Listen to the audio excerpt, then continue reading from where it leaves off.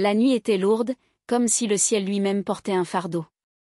Sur l'autoroute, entre Poitiers et Bordeaux, une brune fine s'accrochait au pare-brise de mon camion, un MAN TGX bleu nuit, fidèle compagnon de mes 30 années de route.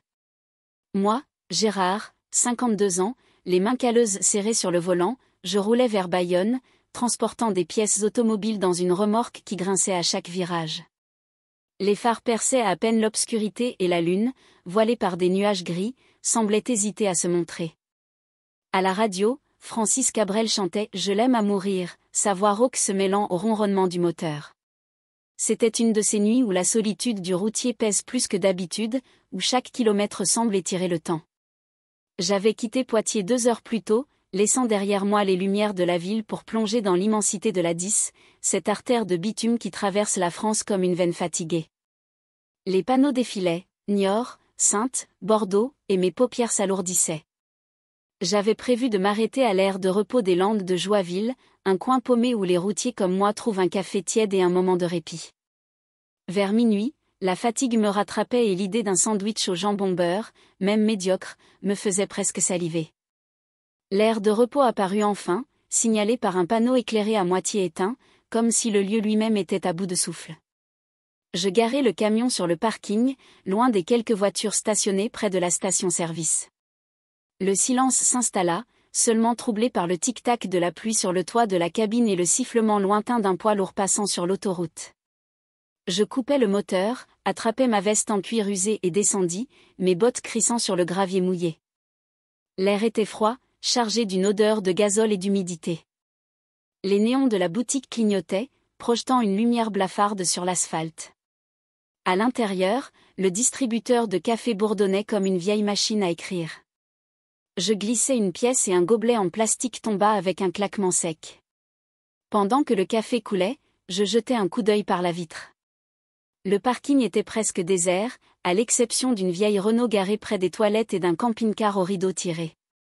C'est alors que je la vis, sous le halo vacillant d'un lampadaire, à l'autre bout du parking. Une silhouette frêle, immobile, comme une statue oubliée par le temps. Une religieuse en habit noir et blanc, son voile flottant légèrement dans le vent. Elle tenait un petit sac en toile serré contre sa poitrine et semblait regarder dans ma direction. Intrigué, je sortis avec mon café, la chaleur du gobelet réchauffant mes mains. La pluie s'était calmée, laissant place à une brume qui rampait sur le sol, donnant à l'air un air presque irréel. Je m'approchai lentement, mais pas résonnant dans le silence. « Tout va bien, ma sœur » lançai-je, ma voix plus rauque que je ne l'aurais voulu. Elle tourna la tête et son visage apparut dans la lumière. Elle devait avoir une 60aine d'années, avec des rides fines autour des yeux, mais son regard était d'une intensité troublante, un mélange de sérénité et d'inquiétude. « Bonsoir, monsieur » répondit-elle, sa voix douce mais assurée. « Je suis sœur Agnès, du couvent de Saintes. J'ai un souci. Mon bus pour La Rochelle a été annulé et je suis bloquée ici. Pourriez-vous m'aider » Je l'observai un instant.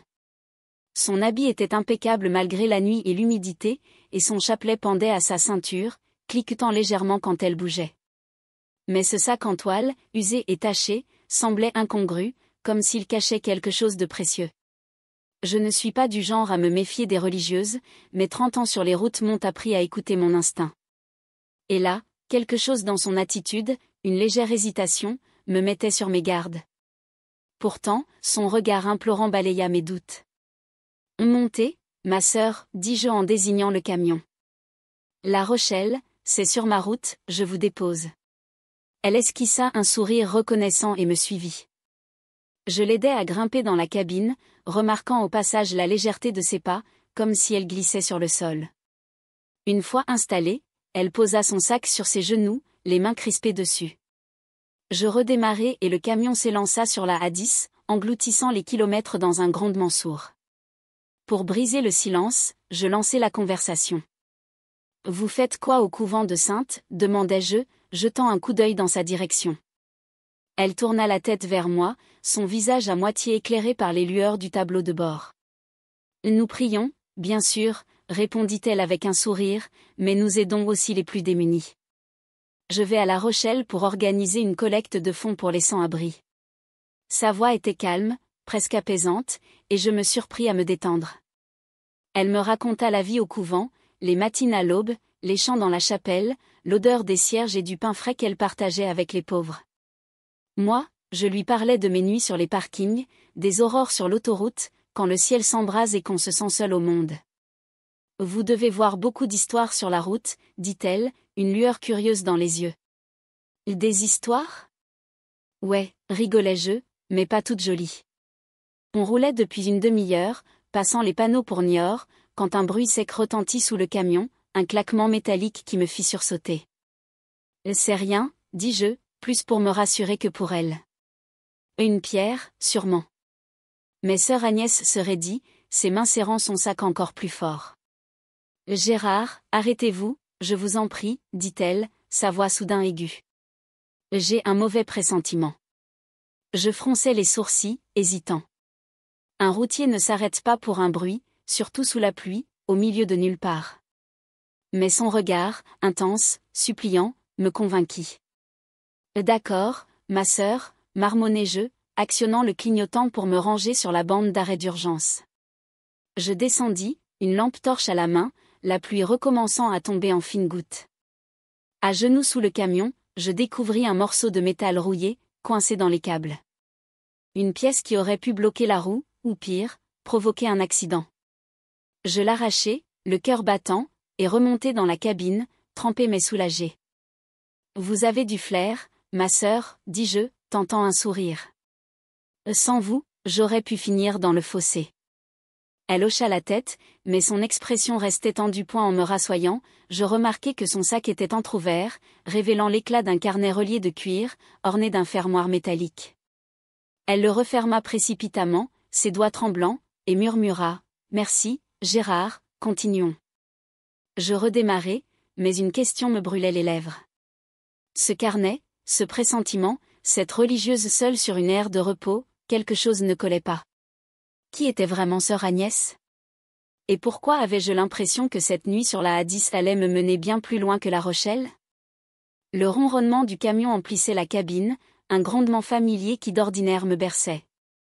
Mais ce soir-là, sur la A10 entre Niort et Rochefort, l'air semblait chargé d'électricité. La pluie s'était calmée, laissant une brume épaisse flotter sur l'autoroute, comme si la route elle-même retenait son souffle. Moi, Gérard, 52 ans, les mains crispées sur le volant, je jetais des coups d'œil furtifs à sœur Agnès. Assise à ma droite, elle serrait son sac en toile contre sa poitrine, ses doigts jouant nerveusement avec les perles de son chapelet. Depuis l'incident de la pièce métallique, une tension silencieuse s'était installée entre nous. Ce carnet, aperçu dans son sac, me hantait. Pourquoi une religieuse trimbalait-elle un objet si soigneusement dissimulé ? Et ce pressentiment qui l'avait poussé à m'arrêter ? Était-ce vraiment de l'intuition, ou autre chose ? La radio crachotait une vieille chanson de Jean Ferrat, La montagne, mais je baissais le son, incapable de me concentrer. Vous êtes toujours aussi nerveuse, ma sœur, lançai-je, tentant de briser la glace. Elle tourna la tête, ses yeux bleu pâle scintillant sous la lueur du tableau de bord. Ce n'est pas de la nervosité, Gérard, répondit-elle, sa voix douce mais teintée d'une gravité nouvelle. C'est une responsabilité. Elle marqua une pause, comme si elle pesait chaque mot. Ce sac contient des souvenirs, des choses qu'il faut préserver, coûte que coûte. Sa réponse, loin de m'éclairer, ne fit qu'épaissir le mystère. Des souvenirs ? Dans un carnet qui semblait valoir plus que sa vie.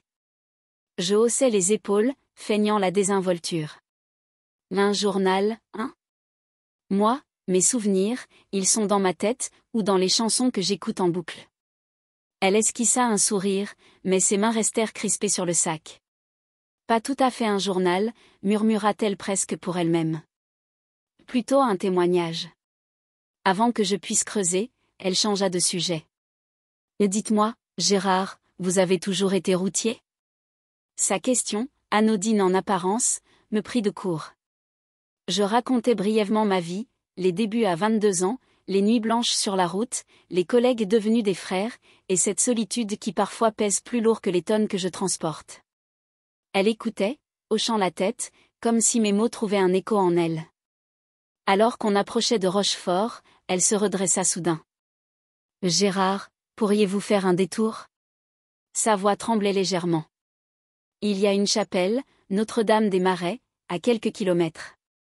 J'ai promis d'y déposer une offrande avant d'arriver à La Rochelle. Je fronçais les sourcils. Un détour en pleine nuit, sous cette brume. Mon instinct de routier me criait de refuser. Les délais de livraison, le carburant, la fatigue. Mais son regard, à la fois suppliant et déterminé, me fit céder. D'accord, ma sœur, marmonnai-je, votre offrande doit valoir le coup. Elle ne répondit pas, se contentant de fixer la route, son chapelet cliquetant entre ses doigts. Je quittai la 10 à la sortie de Rochefort, prenant une départementale bordée de platanes et de champs noyés dans l'obscurité.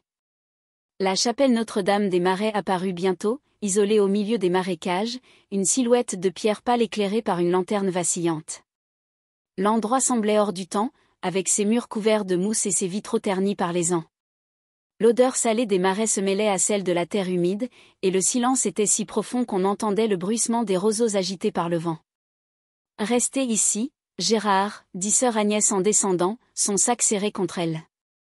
Ce ne sera pas long. » Elle disparut dans la chapelle, sa silhouette avalée par l'ombre de la porte. Les minutes s'étirèrent, interminables. 5, puis 10. La brume s'épaississait et un malaise grandit en moi. Et si elle ne revenait pas? Et si ce détour cachait quelque chose de plus sombre? Poussé par une curiosité mêlée d'inquiétude, je descendis du camion, mes bottes s'enfonçant dans le sol boueux. La lanterne de la chapelle projetait une lumière tremblante, et à travers un vitrail poussiéreux, je distinguai sœur Agnès. Elle était agenouillée devant l'autel, le carnet ouvert sur ses genoux. Sous la lueur d'une bougie, elle traçait quelque chose sur une page. Ses gestes étaient précis mais rapides, comme si le temps lui manquait. Puis elle sortit un petit objet de son sac, un médaillon peut-être, ou une clé, et le glissa dans une boîte en bois cachée sous l'autel. Elle referma le carnet, le serra contre elle et murmura une prière, ses lèvres bougeant à peine. Soudain, un craquement résonna dans les marais, un bruit sec comme une branche cassée sous un pas. Mon cœur s'emballa. Sœur Agnès sursauta, ses yeux scrutant l'obscurité à travers les vitraux. Elle se releva précipitamment, refermant son sac et se dirigea vers la porte. Je reculai dans l'ombre, ne voulant pas qu'elle me surprenne. « Gérard » souffla-t-elle en me voyant, son visage blême. « Vite, partons !» Sa voix était un mélange de panique et d'urgence. Je l'entraînai vers le camion, jetant un regard derrière nous. Les roseaux s'agitaient, et j'aurais juré entendre un autre bruit, plus sourd, comme des pas dans la boue. « C'était quoi ça ?» demandai-je, grimpant dans la cabine. « Rien », répondit-elle trop vite, juste le vent. Mais ses mains tremblaient et son regard fuyait le mien. On redémarra, le camion rugissant sur la départementale. La chapelle s'effaça dans le rétroviseur, mais l'image de sœur Agnès penchée sur son carnet restait gravée dans mon esprit. « Ma sœur, dis-je enfin, incapable de me taire, qu'est-ce que vous cachez? Ce carnet, cette offrande, ce n'est pas une simple prière, pas vrai? » Elle ferma les yeux, comme si mes mots la forçaient à affronter une vérité qu'elle voulait éviter. Après un long silence, elle murmura, « Ce carnet, Gérard, contient des noms, des gens que j'ai promis de protéger, des vies qui dépendent de moi. » Sa voix se brisa, et pour la première fois, je vis une fêlure dans son calme. « Protéger de quoi ?» insista-je. Mais elle se mura dans le silence, ses doigts serrant le chapelet si fort que ses jointures blanchirent. Alors qu'on rejoignait la 10, des phares surgirent dans mon rétroviseur, une voiture noire roulant trop près, ses feux pleins phares m'aveuglant presque. « Ils nous ont retrouvés » murmura sœur Agnès, si bas que je faillis ne pas l'entendre. Mon pouls s'accéléra. « Qui ça, il » demandai-je, la gorge sèche. Elle ne répondit pas, mais son regard fixé sur les phares derrière nous était celui de quelqu'un qui fuit un danger bien réel. Cette nuit, sur la A10, je venais de plonger dans un mystère qui dépassait tout ce que j'avais connu en 30 ans de route. L'autoroute A10 vibrait sous les pneus de mon MAN TGX, mais ce n'était plus la route qui me tenait en alerte.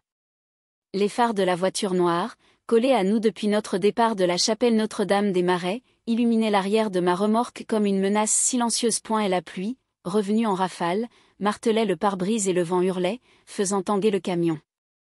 Moi, Gérard, 52 ans, routier endurci par des décennies de bitume, je sentais mon cœur cogner dans ma poitrine. À mes côtés, sœur Agnès, le visage blême, serrait son sac en toile, son chapelet cliquant frénétiquement entre ses doigts. Ils nous ont retrouvés, avait-elle murmuré, et ses mots tournaient en boucle dans ma tête. Qui étaient ces îles? Et dans quel guêpier m'étais-je fourré en acceptant de prendre cette religieuse à bord? Accrochez-vous, ma sœur, lancai-je, la voix rauque, enfonçant l'accélérateur. La voiture noire suivait, imperturbable, ses phares pleins phares aveuglants dans le rétroviseur. Elle à 10 à 7 heures était presque déserte, les rares camions et voitures disparaissant dans la brume. Je repérais une sortie pour La Rochelle à quelques kilomètres et pris une décision instinctive. On va les semer. Grâce à un virage serré, je lançai le camion dans la bretelle de sortie, les pneus crissant sur l'asphalte mouillé. Sœur Agnès s'agrippa au tableau de bord, mais ne dit rien, ses lèvres bougeant en une prière silencieuse. La voiture noire nous suivit, mais je connaissais ces routes comme ma poche. Les ruelles de La Rochelle, avec leurs pavés luisants et leurs maisons à colombages, étaient un labyrinthe parfait pour un routier comme moi. Je slalomais à travers les ronds-points, passant devant le vieux port où les mâts des voiliers dansaient sous la tempête. La tour de la lanterne, sentinelle de pierre, se dressa soudain dans la lumière des phares. Je bifurquai dans une ruelle étroite, éteignis mes feux et stoppai net le moteur en sourdine. Le silence s'installa, seulement troublé par le tambour de la pluie et nos respirations haletantes. Sœur Agnès, les yeux écarquillés, scrutait les ténèbres. Ils sont partis, chuchota-t-elle. Je tendis l'oreille, guettant le moindre bruit de moteur. Rien, on dirait, murmurai-je, le poing encore battant à tout rompre. Mais faut pas traîner. On redescendit vers le port, garant le camion près des quais. L'odeur de cordes et d'algues se mêlait à celle du bitume mouillé. La tour de la lanterne veillait, ses murs battus par les embruns. Sœur Agnès, trempée mais déterminée, brisa enfin le silence. Gérard, je vous dois la vérité. Sa voix, fragile mais résolue, perça la tempête. Elle ouvrit son sac, révélant le carnet relié de cuir aperçu à la chapelle. À la lueur d'une lampe de poche, je vis des pages noircies de noms, de dates, de lieux, écrits d'une main précise. Ce sont des réfugiés, expliqua-t-elle, les larmes aux yeux. Des gens que le couvent de Sainte a aidés à fuir, des familles persécutées, des victimes de trafic. Ce carnet recense leurs nouvelles identités, leurs refuges. Le médaillon à la chapelle contient une clé USB avec des preuves contre ceux qui les traquent. Je restais sans voix, abasourdi. Cette religieuse, si frêle en apparence, portait sur ses épaules un secret qui valait des vies. Pourquoi vous, demandai-je, la gorge nouée. Elle sourit, un sourire triste mais lumineux. Parce que la foi, Gérard, ce n'est pas seulement prier, c'est agir, même au péril de sa vie. Ces gens n'ont personne d'autre. Ces mots me frappèrent comme un coup. Moi qui avais passé 30 ans à rouler, à râler contre les embouteillages et les patrons, je me sentais soudain petit face à son courage. Et eux, dis-je, pointant le pouce vers l'arrière, là où la voiture avait disparu. Des hommes payés pour récupérer ce carnet, répondit-elle, frémissante. Ils travaillent pour ceux qui veulent faire taire ces vérités. La peur dans ses yeux me rappela qu'on n'était pas encore tiré d'affaire. Faut livrer ce carnet, ma sœur. Où va-t-il? Elle me donna une adresse discrète, une maison près de l'église Saint-Sauveur où un contact du couvent attendait. Sous la pluie battante, on marcha jusqu'à la maison, une bâtisse modeste aux volets bleus. Une femme ouvrit la porte. Sans un mot, sœur Agnès lui tendit le carnet. La femme hocha la tête, murmura un « merci », ma sœur est disparue à l'intérieur. Mission accomplie. Mais en revenant au camion, je scrutais les ombres, craignant que la voiture noire réapparaisse. Rien pour l'instant. De retour dans la cabine, sœur Agnès me serra la main, ses doigts glacés mais fermes. Vous êtes un ange, Gérard, dit-elle, les yeux brillants. Moi, le routier bourru, je sentis une boule dans la gorge. Et vous, ma sœur, une sacrée héroïne, répondis-je, un sourire en coin. Elle rit, un rire léger qui perça la lourdeur de la nuit. Prenez soin de vous, ajouta-t-elle avant de descendre, son habit noir s'effaçant dans l'obscurité. Seul dans le camion, je repris la route vers Bayonne, le cœur lourd mais étrangement plein. Cette nuit sur la A10, entre la peur, la course-poursuite et les révélations de sœur Agnès, avait changé quelque chose en moi. Moi, Gérard, le gars qui vivait pour ses kilomètres et ses pauses café, j'avais touché du doigt un combat plus grand, une cause qui donnait du sens. Sur le pare-brise, la pluie s'effaçait et au loin, une lueur d'aube pointait, comme une promesse. L'attrait du soleil attirait. Cette aventure m'a appris des vérités simples mais puissantes. D'abord, le courage n'a pas d'uniforme. Sœur Agnès, une religieuse frêle, a risqué sa vie pour sauver des inconnus, prouvant que la bravoure peut naître là où on l'attend le moins. Ensuite, chaque geste compte. En acceptant de prendre sœur Agnès, j'ai sans le savoir contribué à protéger des vies. Nos petites actions, même banales, peuvent avoir un impact immense. Enfin, la solidarité est une force. Sœur Agnès et son réseau silencieux tissent des liens pour un monde plus juste. On n'est jamais seul quand on agit pour les autres. Alors, la prochaine fois que vous croisez quelqu'un sur la route, un inconnu, un voyageur, souvenez-vous, derrière un visage, il y a peut-être une histoire, un combat, une mission. Tendez la main, ouvrez votre cœur. Comme sœur Agnès me l'a montré, la vraie lumière, c'est celle qu'on allume pour les autres. Rejoignez ma chaîne YouTube Fragments de Destin. Si cette histoire vous a touché, si vous aimez les récits pleins d'émotions, de suspense et de leçons de vie, venez découvrir d'autres aventures sur ma chaîne YouTube. Chaque vidéo vous emmène sur les routes de France dans des histoires vraies ou inspirées remplies de surprises et d'humanité. Abonnez-vous, activez la cloche et partagez pour ne rien manquer. Ensemble, continuons à rouler, à rêver et à apprendre. Yeah.